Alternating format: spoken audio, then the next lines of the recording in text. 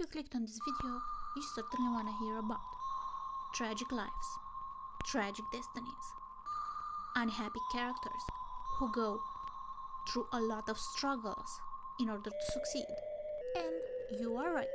Let's dive in. Time and place. India, 1930. The main character's name is Alan. He is in his 30s, a foreigner of course, and he came to India to work in the construction field. Because he's young, in his free time after work, he usually goes out with friends, his girlfriends, dreams about his self-discovery quests as he is fascinated by the mystical part of the country. His work is so noticed by his Indian employer, Narendra Sen, who tries to become friend with him despite their differences. Alan is a stranger in the country and Sen is an upper caste member. The latter's interest takes the shape of an invitation for the young Alan. Why don't you come live with me and with my family, and this way you can save some money for yourself? At first, Alan is not so sure about it because he has to give up the parties, the fun, and go live among authentic Indian people who are almost unknown to him. And it would be a little awkward because he doesn't really speak the language except for some basic words. But in the end, he says, yes, why not? Maybe because of the miscommunication, or maybe because of some wrong ideas, the young man is under the impression that his Indian employer wants to marry him to his daughter Maitreyi. In the beginning, as he lives with the family, he thinks that Maitreyi is kinda naive and stupid and is always obsessed with her opinion about him. It's ungrateful of him to think that about Maitreyi, especially when the family is always so good to him, always treats him with respect, think about his needs, and even encourage him to spend some time with Maitreyi.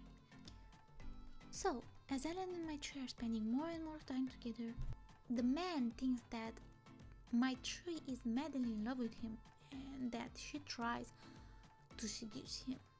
But then he has a change of heart. He's starting to like the idea of him being Maitreyi's lover. And so, one day in the library, how should I put it? Kisses her or forces her to kiss him. I told you it was a tragic story from the beginning, so don't complain.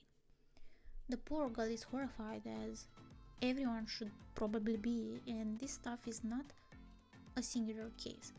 But the girl remains silent and doesn't let her parents know about the terrible things that their guest is doing. Alan is beginning to fantasize about Maitreyi.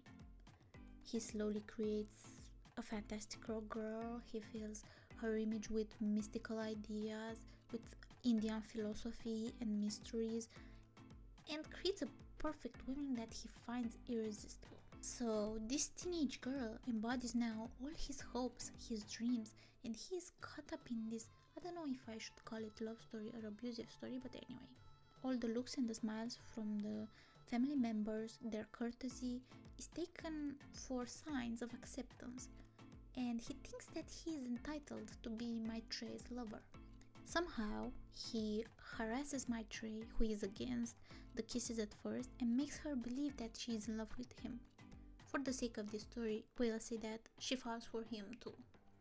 At this point of the story, Alan is living in paradise. He receives affection from the family, he's well treated, and he sleeps with their daughter. All good things have an end, as he finds out from Maitreyi that Sen and his wife are not trying to make him their son-in-law, but actually their son, which is heartbreaking. They wanted to adopt Alan and to go live with him in Europe because India was destroyed by social wars and there were fights everywhere and almost all the time. That makes Alan reconsider his love for Maitreyi and their relationship status. He comes up with a plan and tries to hide their sexual interactions for some time.